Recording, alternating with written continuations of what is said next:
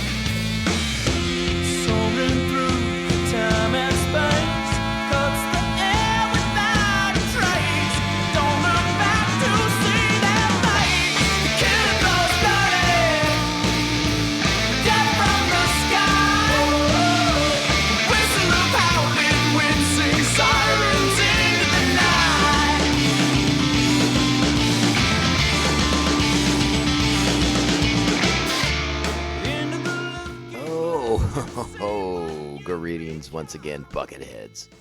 Mavar Tigar. Welcome to the 198th Clone Trooper Liberating episode of Mandovision. Nargai Tom, and thank you so much for checking out this small, independent Star Wars podcast. Make sure you're following us on social media, at Mando_Vision on Twitter and Instagram. You can email the show at mandovisiontom@gmail.com. Make sure to like, subscribe, follow, and share this show with all the Mandalorians in your covert. Well, as promised, I am back, but things are a little bit different. And this is a podcast, so it's audio only. But let me paint a picture for you, because we haven't done one of these in a while, and this is Mandovision After Dark. And what does that mean? Does it mean it's sexier than ever? No. It just means that it's really, really late at night. As I record this, it is 12:30 in the morning.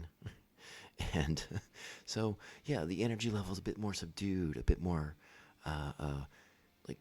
hushed, so that I don't disturb sleeping members of my family. So that's what Mandovision After Dark is currently like. But I could not return to discuss this latest installment of Star Wars The Bad Batch with you all, as promised. And, let me make a little confession here, because, again, it's after dark, so why not pull back the curtain and reveal something about the podcast?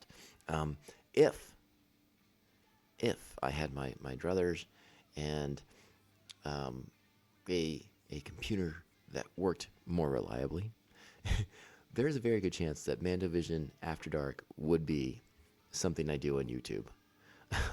But sort of like the sporadicness of my schedule, coupled with some unreliable technology that I use to make these shows, has sort of put a damper on pursuing any sort of YouTube opportunities at this particular moment in time. But yeah, I think Mandovision would be a show that I would go on YouTube live and just kind of shoot from the hip, be a little off cuff.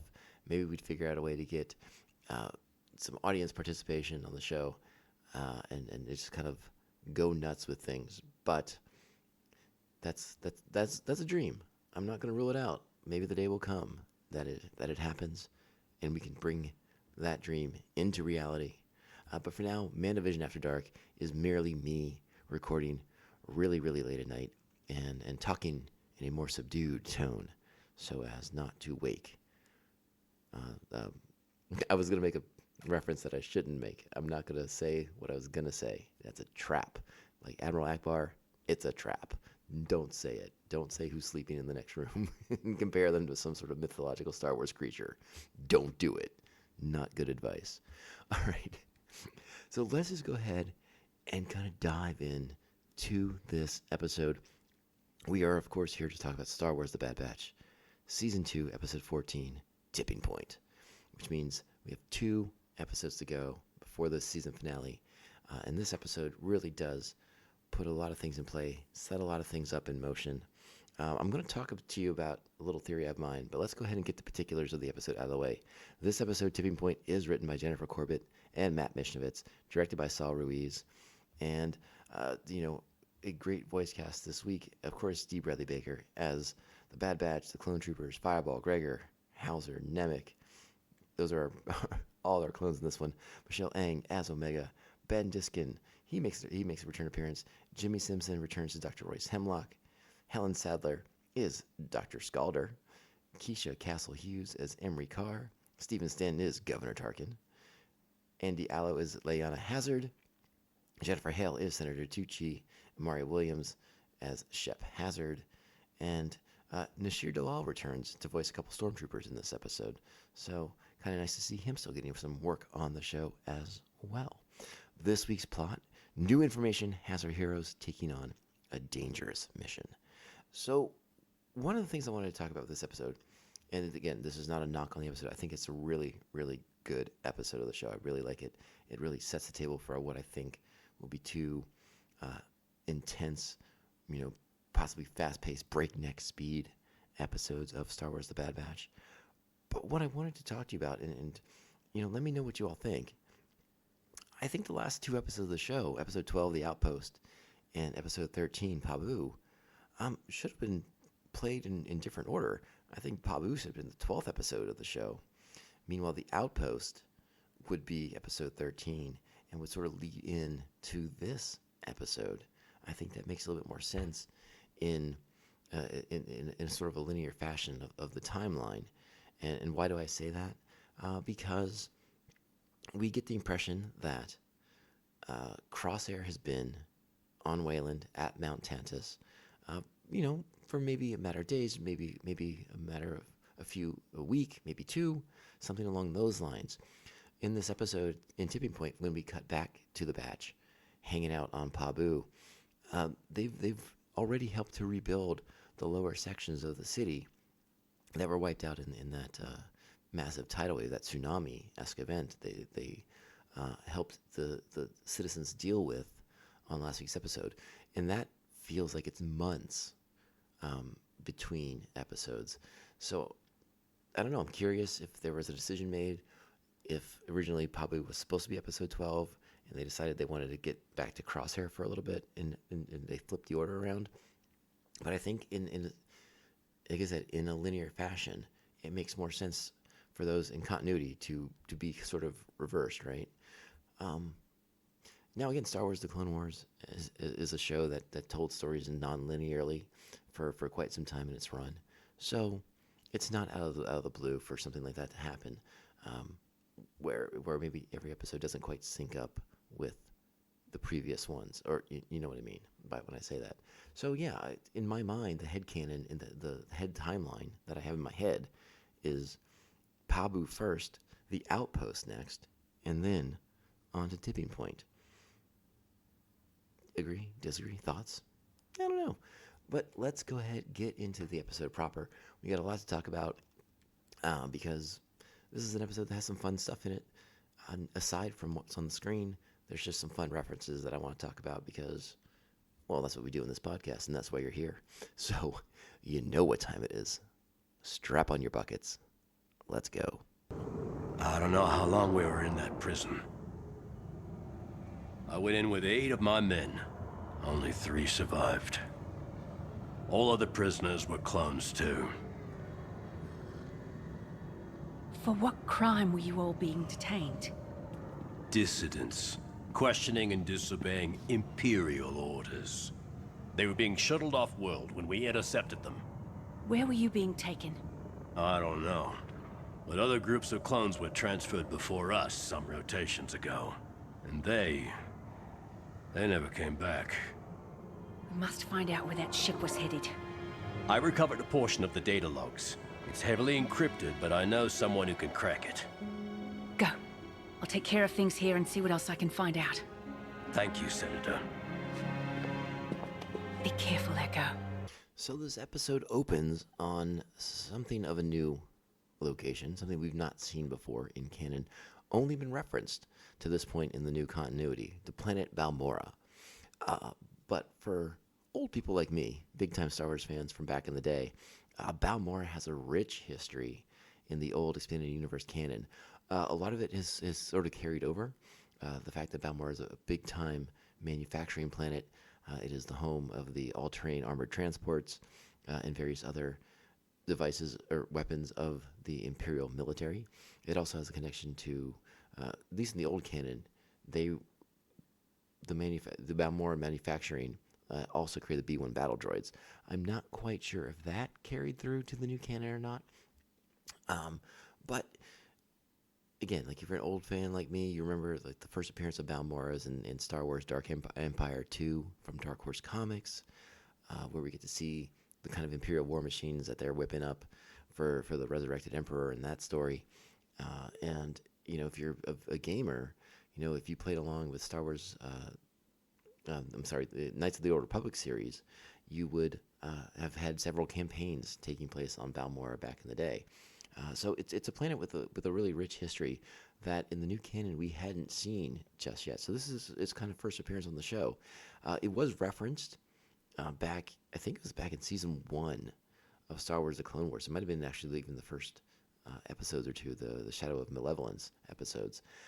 But now we get to see it, and we see a familiar clone, one of 3 being escorted by the new stormtroopers to a shuttle to be transported off planet. And we also meet a new Imperial bootlicker. That's just what I'm going to call him. We are introduced to Captain Pierce, who is probably like some of the other Imperials we've met so far this season. Probably not a fan of clones.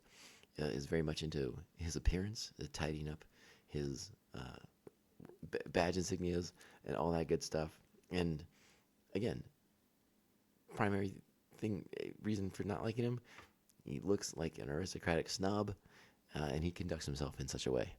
But it's nice to kind of catch up with Clone Trooper Hauser, who we haven't seen since season 1 of the Bad Batch, when he was back on Ryloth and began questioning what the heck was going on with the Empire taking things over. So they get onto their shuttle, they depart Balmora, and once they're in orbit, they come under attack from another ship. And we find out very, very quickly, and if you are like me, you were sort of expecting something like this in this episode of the show.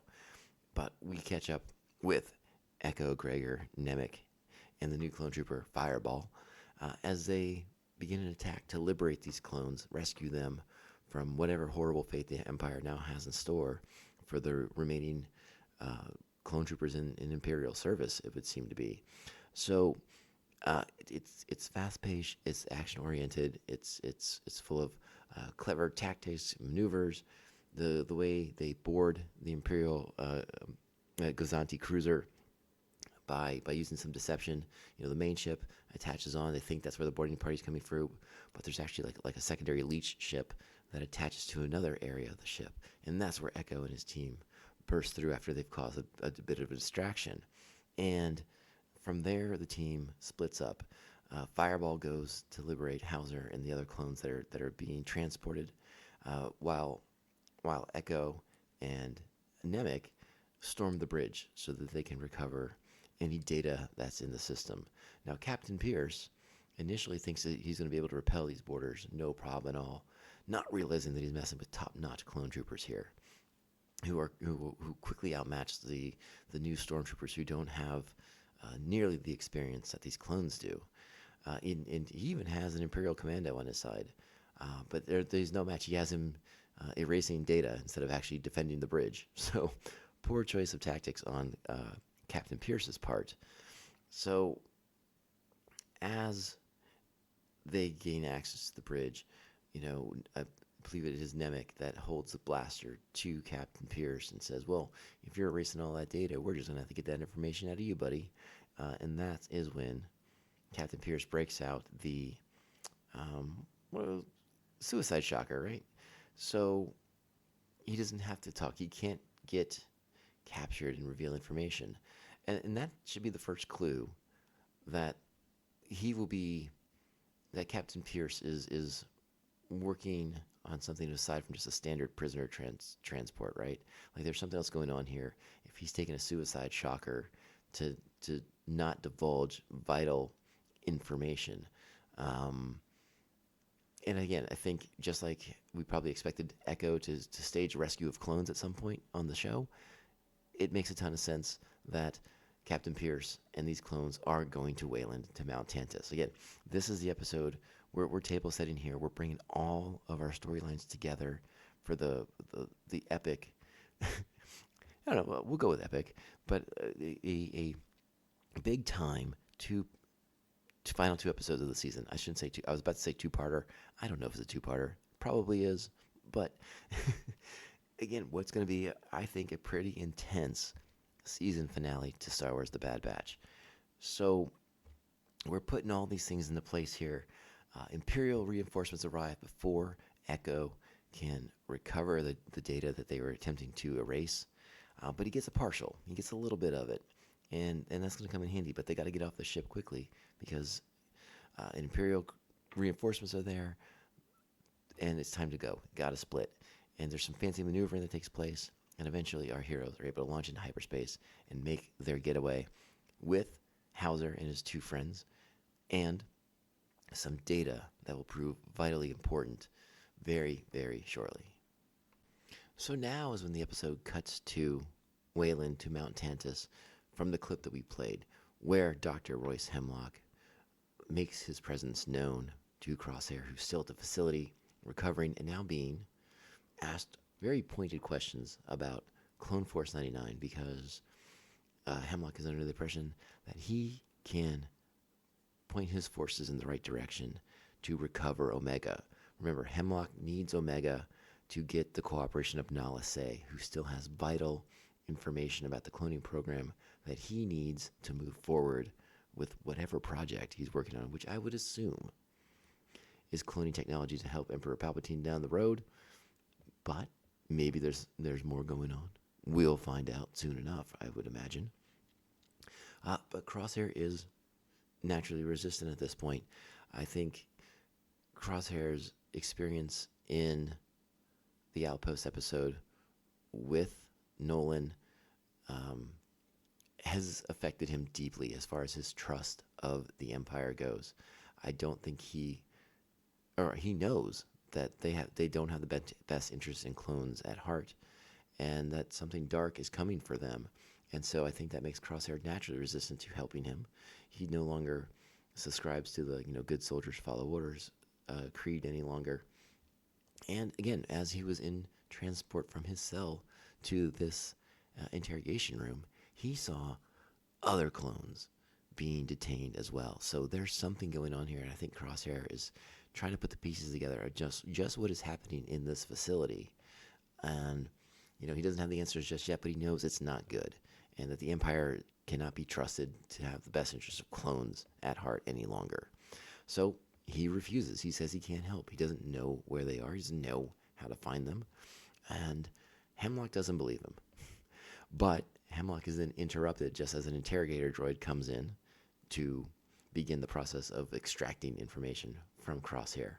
So Hemlock's interrupted by Scalder and informed that one of their transports was attacked en route from Balmora. So there's our connection to the opening sequence with Echo and his team liberating Hauser. And listen, I think we're going to get some answers, so I don't know if I want to play the speculation game on what exactly is Hemlock doing with the clones. I think we'll find out soon enough. So let's kind of keep that one. We'll put a pin in that, discuss it later. But Hemlock leaving the room is something of a mistake. But we'll talk about that part momentarily. Because as Hemlock leaves the rooms, we cut back to Coruscant, and we find ourselves in Trace Martez's garage. A very familiar locale that's now being used as a bit of a safe haven for some covert operations that Senator Tucci's overseeing. Right, she's helping the clones as best she can. She's sort of, it would seem to be funding, or at least directing funds to Echo and his team to continue rescuing clones from whatever dark fate the Empire has in store for them. So, we get a bit of a rundown from Hauser, how long he'd been at the facility, clones all around disappearing, not coming back to their cells, being transported somewhere for who knows what nefarious purpose.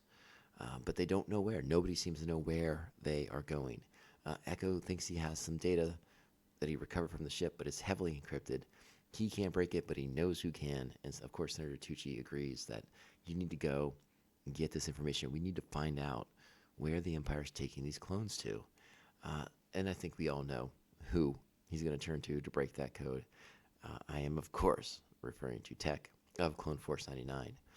Again, so we find out very quickly that we're going to go back to Clone Force 99. That was my first indication that, because you may remember last week I sort of speculated that maybe we'll take an episode off from hanging out with Clone Force 99 because they're on Pabu. And again, another reason why I think the episode should have been played in a different order, with Pabu played first and then the Outpost. But that's just my personal opinion, and I am curious to see if you agree with me on that at all, or think I'm absolutely bonkers. So, in case you're not paying attention, this is an episode with a lot going on, and we cut back and forth a lot. So, now we go back to Mount Tantus, where we see Crosshair's escape attempt. A negligent stormtrooper leaves his blaster just on a table near Crosshair's hands while he attempts to restrain him for further interrogation, right? Well, Crosshair grabs that blaster and has no qualms eliminating these stormtroopers. He does not kill Scientist Carr, though, because he wants her access card. Because Crosshair's got a bit of a plan, even in his weakened state after the interrogation. He's got an idea, and he doesn't kill her after he takes the card. He merely stuns her. And I don't know if that is because when he first arrived, she showed some compassion towards him and his state of being, his health. So I'm not quite sure on that. We'll see, though. And I think Carr, by the end of this episode, definitely takes note of the fact that he stunned her and didn't kill her like he did those two stormtroopers. So our weakened Crosshair is able to extract himself from that torture chamber. And he makes his way through the corridors, gets into it with some stormtroopers that he's still able to dispatch pretty easily. And he eventually makes his way to a terminal, right? And he has Carr's access code. So he wants to send a transmission through the satellite. And all he gets off is he says the words Plan 88. His signal is detected, the room is sealed, everything's turned off, and this green toxin fills the room.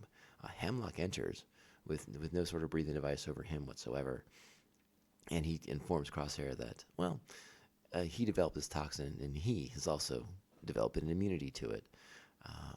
This renders Crosshair not awake, I guess is the best way to put it. Now we cut to Pabu, right?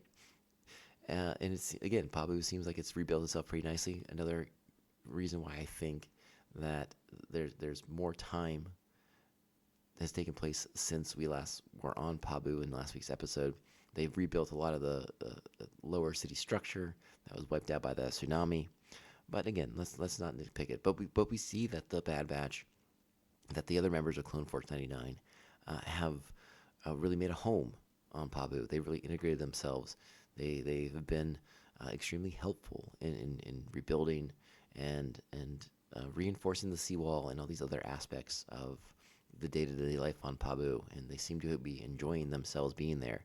Even though Hunter has said that putting down roots isn't a soldier's way, and he's pointedly asked, "Is are you still even a soldier? Is that what you even want to do?"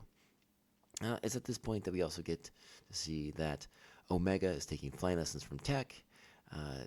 It's a fun little sequence with her pulling all kinds of maneuvers. Tech's reaction to these maneuvers is amusing, to say the least. And this is when Echo also arrives on scene because he needs the help of Tech to break the codes. Now, there's a lot of really interesting stuff in this sequence. And I'm trying to think, well,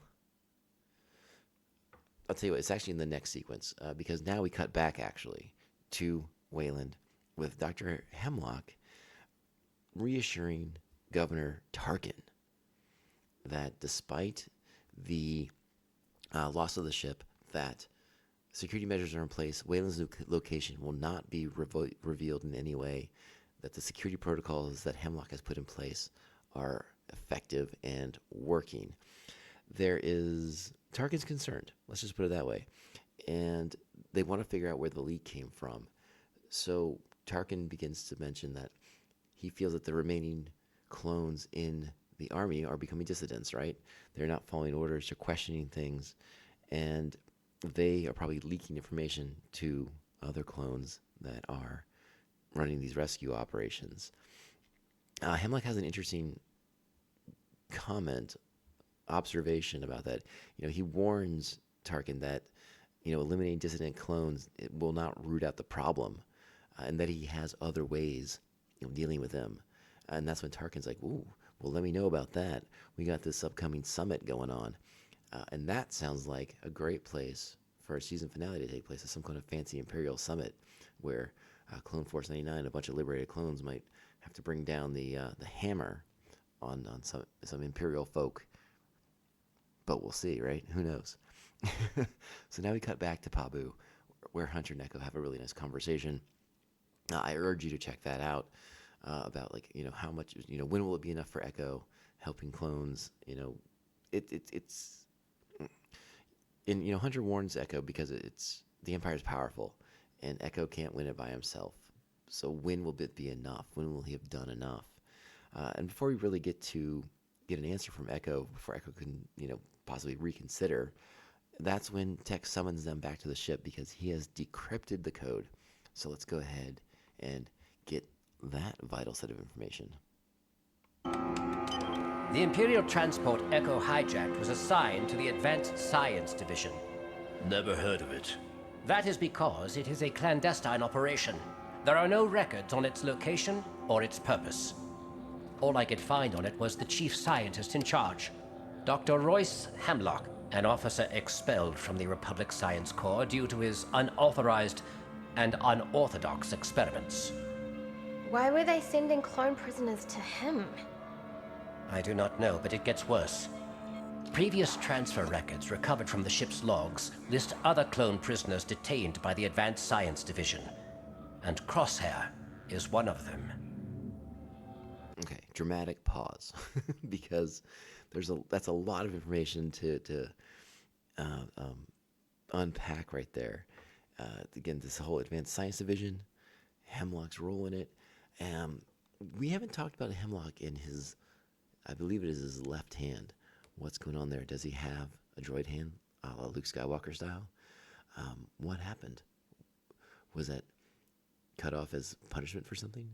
Is it something went horribly wrong with one of his experiments? Or perhaps he has something really cool like Wolverine claws underneath that glove. I don't know. I'm speculating. Ooh, lightsaber fingers. That would be really weird. But a lot of questions about this character. We're getting some background.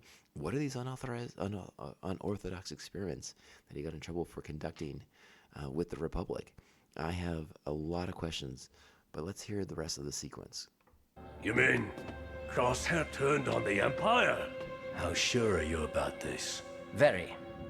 After discovering his clone number on the transfer register, I checked our old comm channels and found a recent distress message sent from Crosshair's old code. What did it say? Plan 88, the Seeker. We are being targeted. I believe he is warning us. Or it's a trap, like he set for us before. How do we find out?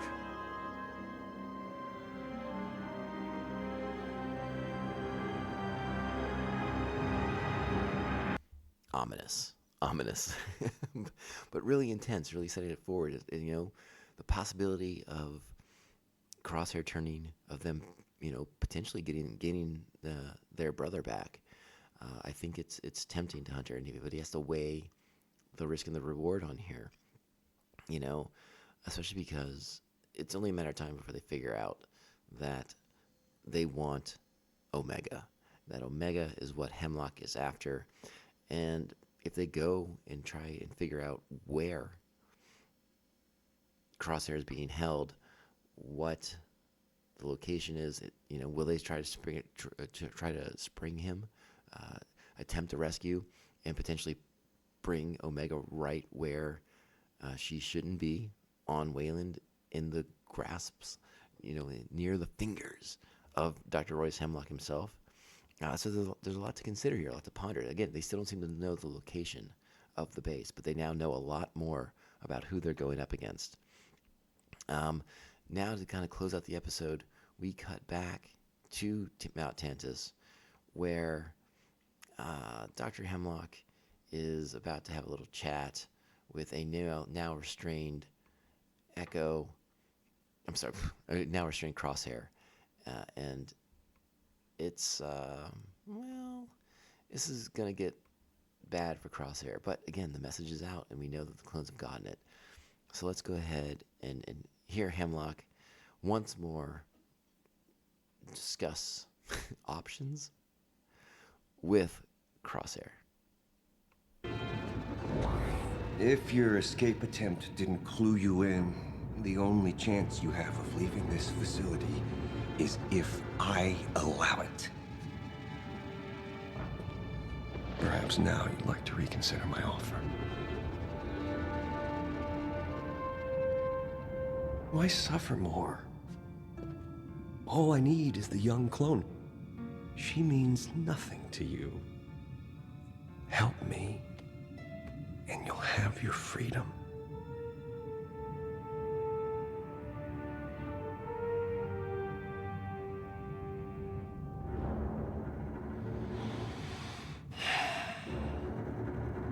Increase his injection level this time. Let's see how long until you break.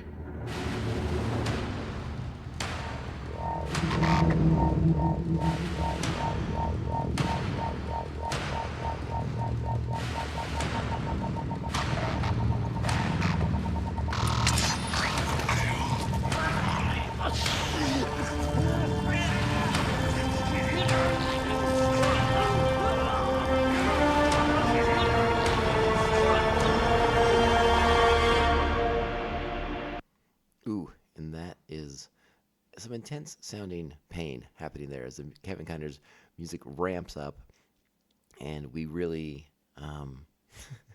really feel for Crosshair's interrogation as that interrogation droid is now ramping things up. There's a couple of really interesting cuts to the scientist's car as she's observing this situation, and as I sort of speculated earlier, I sort of wonder if it hasn't gone unnoticed by her that Crosshair didn't kill her, even though he had ample opportunity to do so. So I wonder if that will garner some sort of sympathy on her part for what he's going through right now, or if she's almost maybe as perverse as Dr. Hemlock seems to be in taking some sort of joy from the suffering of this clone trooper. Again, you know, there's a fair amount of speculation, but I think we're really setting the table nicely for the next 2 episodes to close out the 2nd season of Star Wars: The Bad Batch. Things are really, really ramping up. You know, I know a lot of people, a lot of the criticism of the show is, you know, it's side missions. You're not following the mythology. They're not plunging into these things. Well, guess what? It's all going to pay off. Everything has been building towards this. Everything's been moving the characters in the trajectory they need to go. We've been talking about it for a while. Them eventually breaking away from Sid. It happens. All right. We talked about Echo getting back and rescuing clones. And what did we just see in this episode? These things are all paying off. It's just we just have to be patient. I always urge patience, and I think we're going to get 2 really, really intense episodes to close out this season. So let's stay tuned for all the goodness. I give this episode, this is 8 buckets. It could easily be 8.5, because as I watched it for a second time, I think I was even more impressed by some of the subtle things happening in the story, some of the subtle bits of dialogue between Hunter and Echo, and then just the sort of big revelations about Hemlock, what's going on, the notion that Crosshair has turned against the Empire. There's a lot of really interesting things in here, in Crosshair's escape attempt, the way he handles those stormtroopers, and again the opening of the episode, the great rescue led by Echo for Hauser. Great stuff. And then cutting to Senator Tucci, and I love that Senator Tucci is becoming a big prominent member in this time. Like instead of going to a member of the Senate that we're more familiar with, like Mon Mothma or Bail Organa, why not continue to develop Senator Tucci into this strong ally for the clones in this post-Republic galaxy, aka the Empire? So really, really dig that. A lot of good stuff here, and don't sleep on the show. You're going to miss out on 2 really great episodes. I'm willing to bet all the money, all the tea in China. Do people still say that? Probably not. But good stuff, 8 buckets. It's awesome, and I can't wait to see what happens next. Good times. Well, maybe not good times. Good times for us as an audience, but maybe not good times for Clone Force 99. I guess we're going to find out. All right, so let's close out this episode of Mando Vision After Dark. My name is Tom, Nargai Tom. Thank you for checking out the Small Independent Star Wars podcast. I truly appreciate all the support and kindness that you all have shown me. Reach out to us on social media. We're at Mando_Vision on Twitter and Instagram. Email the show, mandovisiontom@gmail.com. Make sure to like, subscribe, follow, and share the show with all the Mandalorians in your covert. Another great way to support the show, 5-star reviews on whatever platform that you listen to that does reviews for podcasts. They really help independent shows like us stand out, not get lost in the shuffle. So thank you in advance for doing that. Excellent stuff. We appreciate it. All right, Buckethead Nation, let's call it a night. It's after 1 a.m. already. So, ooh, baby, I think I'm going to try to get some sleep. So, remember this podcast, it only ends one way, my friends. This is the way. This is the way. This is the way. This is the way.